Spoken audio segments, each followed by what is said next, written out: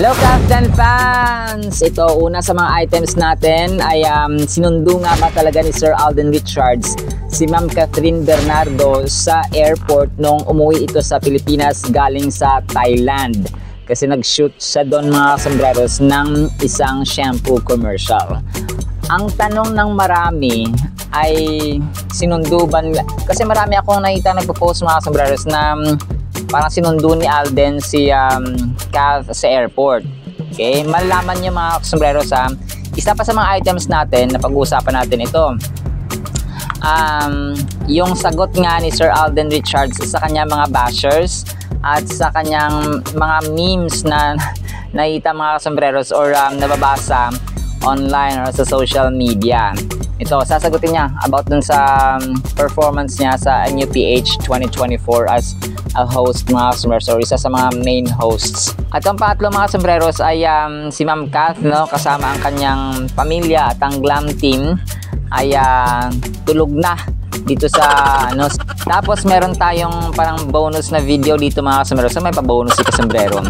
Ito, una sa lahat, sinundo nga ba ni Sir Alden si Queen Kath mga sombreros sa airport? Ang sagot po ay hindi. Ang nangyari ito mga sombreros, in-upload nung isang vlogger or parang dalawa yata yun, yung video nila Sir Alden noon pa yun sa Hello Love Goodbye season 1. So hindi po totoo na sinundo ni Sir Alden si Queen Kath, pero hayaan mo na, sa mga naniwala sa mga vloggers na yon ay kayo na pong bahala, no? Ayos lang po yan kung saan po tayo mas hindi, pero mga sombreros, no? Pero para sa atin ay hindi po siya totoo na sinundo ni Sir Alden si Ma'am Kath. Tapos ito na yung sagot ni Sir Alden sa kanyang mga bashers. Sabi niya, kasi tinanong si Sir Alden, tinanong ni Sir Nelson Canlas na napipikon ba siya sa mga memes, sa mga pamabash sa kanya. Ito ang sagot ni Sir Alden. Sabi niya, hindi daw siya napipikon. As a matter of fact ay kinokolekta niya, no? Kino-compile niya. Sabi niya, kino-compile ko po 'yon. Nakakatuwa lang panoorin yung kanyang performance, no? Sabi niya kasi parang halos ganun din naman yung energy na yung delivery niya before dun sa hosting niya sa last year yata niya or 2022. Tapos kasi sabi niya dito, ang laki kasi ng MOA Arena at saka nandun yung mga fans, so parang gusto niyang sabayan yung excitement ng mga fans mga kasombreros. Tapos, yun nga, which is tama mga sombreros, as I've mentioned during dun sa aking previous vlog, as a host mga sombreros, kailangan niyang sabayan yung energy, kailangan niyang iset yung mood, yung tone, yung atmosphere, yung paligid na kung saan ay sobrang excited ng mga tao. Kailangan niyang sabayan, kailangan niyang ipakita na siya rin ay mas lalo at saka mas excited kumpara dun sa mga taong nandun. And walang masama doon mga sombreros, gaya na sinabi ko, very outstanding or outlandish, excellent ang kanyang performance mga sombreros doon po sa hosting. Yun po mga sombreros. Isa sa mga ko dito, napansin ko na Sir Alden, hindi gaano pagpatol, no? Kung kaya tatagal ito sa industriya ng showbiz kasi nga parang sabi ni Isko Moreno, magiging manhid ka dapat sa mga bashers. Kapag tama ang ginagawa mo, kailangan ipagpatuloy mo yan at saka wag mo silang pansinin. Okay? Tapos si Kath naman, ito yung bonus na video natin. Tulog na, lowbat na yung kanya mga kasama habang nasa biyahe yata sila dito sa Thailand mga kasombreros. Tapos nakakatawa lang pagmasdan kasi yung mga kasama niya tulog na, tapos siya video lang ng video mga kasombreros habang yung mga kasama niya ay nagpapahinga na. So yan mga sombreros, no? At ang ating tula para sa vlog na ito, para sa mixing vlog na ito mga sombreros, para po pala sa mga sa mga gusto ng Kathden updates, mag-subscribe na po kayo mga sombreros, at maraming salamat po pala sa mga nagsusubscribe at saka parating nanonood, lalo po kay Sir Renato. Maraming salamat po, shoutout sa inyo sir. at saka sa Coco Channel from Australia. Marami ang nanonood mga sombreros from Denmark, from USA, of course, from Canada, from, hindi ko naman mention lahat mga sombreros. Ayun, so proceed na tayo sa ating tula na pinamagatan nating ipaubaya. Si Ma'am Kath Alden ay huwag mo sanang ipaubaya sa iba. Ngunit sa mga nandadown at nambabash sa iyong performance ay kailangan mo ng lubayan at ipaubaya. Mga Kathden fans, hindi nadismaya, bagkus lalo pang humanga. Kung sinundo mo man si Kath sa airport, sana ay totoo nga at hindi haka-haka. Ang pinakamalaking disyerto sa buong mundo ay ang Antarctic. Galawang Alden sa panliligaw, minsay napakahiwaga at cryptic. Pangalawang largest desert ang Arctic. Ang tawanan ang mga negatron ay isang mabisang teknik. Pangatlo naman ang Sahara. Sa biyahe sa Thailand, mga kasama ni Kath ay lowbat at natulog na. Pang-apat ang disyerto ng Arabian. Alden, si Kath ay huwag na huwag mong pabayaan. Ikalimang pinakamalaking disyerto ang Gobi. Ang mapikon si Box Office King ay walang katotohanan at puro lamang sabi-sabi. Ang reference natin sa impormasyong ito ay World Atlas. Sinagot ni Alden ang tungkol dito sa wakas at last. Sana po inyong nagustuhan mga sombreros ang ating maiksi at saka simpleng tula. Ngayon po ay ang verse po natin ay about kaibigan. No, meron naman po tayong dalawang verses mga sombreros. Kasi alam kong tayo bilang tao, may mga kaibigan talaga. Hindi natin, kumbaga pa, hindi tayo nabubuhay or mabubuhay na walang kaibigan. Yung mga napapanood ko ng mga videos, no, yung mga 90s, 80s, mga 70s, ang nagtatanong din ng mga tao na close mo pa yung kaibigan mo nung elementary, nung high school, nung college, or hanggang ngayon na may pamilya ka na. May mga taong ganun mga sombreros eh. They keep their friends as, kumbaga pa, one of the most treasured people in their lives. May mga taong kahit na may pamilya na, may mga asawa na sila, may mga anak na, they still, kumbaga pa, see each other.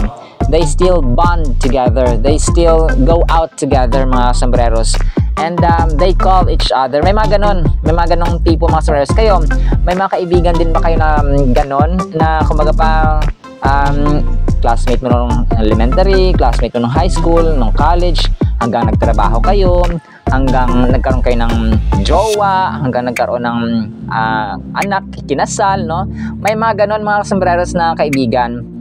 And dito, meron verses na magpapatunay na totoo yan, mga sombreros. Sabi dito, Proverbs 18:24, a man who has friends must himself be friendly.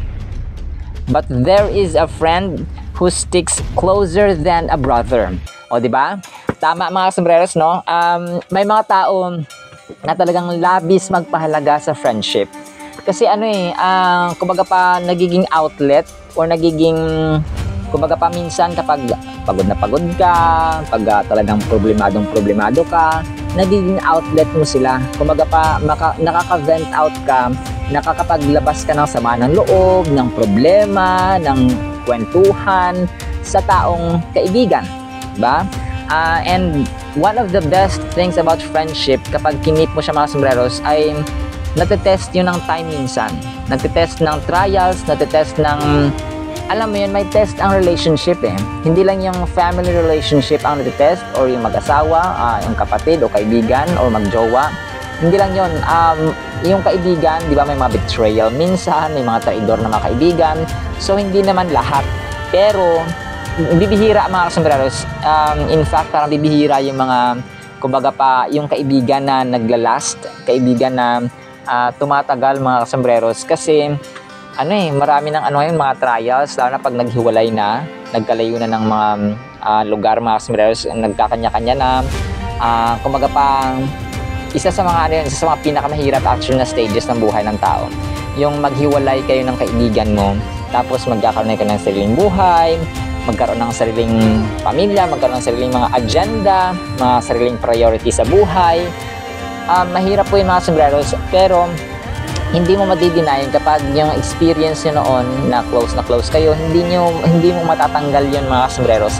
You can change the future and the present, but you cannot change the past. Okay? Pero yun po mga sombreros, no? A man who has friends must himself be friendly. But there is a friend who sticks closer than a brother or a sister mga sombreros. Many friends, talagang magkakaroon ka ng maraming kaibigan mga sombreros kapag ikaw po ay palakaibigan. May mga taong talagang hindi siya nabubuhay ng walang maraming kaibigan. Kapag ang taong mabait, expected mo yan maraming kaibigan. At ang next verse natin mga sombreros, this will be the last one. Ito yung pinakamataas at pinaka-the best natin na kaibigan. That is Jesus Christ. John 15:13, greater love has no one than this, than to lay down one's life for his friends. Ang tanong dito mga sombreros ay sino yung pinaka-the best mo na best friend? Sino yung closest among the closest na best friend mo? Best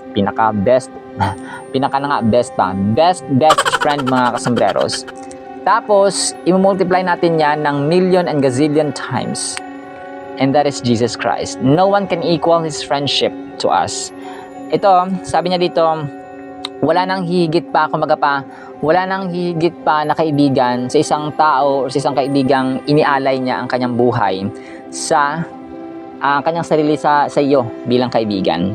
And that Jesus Christ made fulfillment when He died on the cross and laid down His life for us. Grabe mga sombreros, ang